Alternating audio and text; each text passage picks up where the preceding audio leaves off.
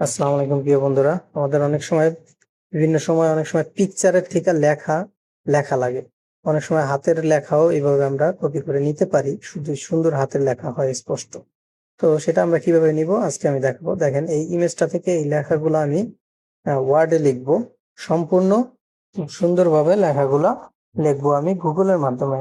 কিভাবে লিখবো দেখেন, আমরা চলে যাব গুগলে গিয়ে জাস্ট জিমেইলের পাশে লেখা দেখবেন ইমেজ, এই ইমেজ অপশনে আমরা ক্লিক করবো। ক্লিক করার পরে এরকম একটা বক্স আসবে যেখানে আইকন থাকবে ক্যামেরার মতো।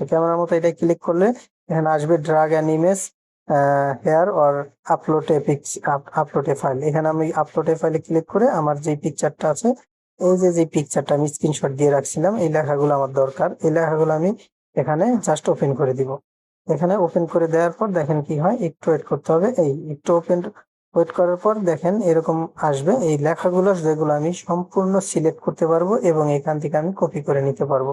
দেখেন এখানে কপি করলাম, কপি করে জাস্ট ওয়ার্ড ফাইলে যাব। ওয়ার্ড ফাইল বা যে কোনো জায়গায় আমরা এখন এটা পেস্ট করলে এই লেখাগুলো আমার পেস্ট হবে।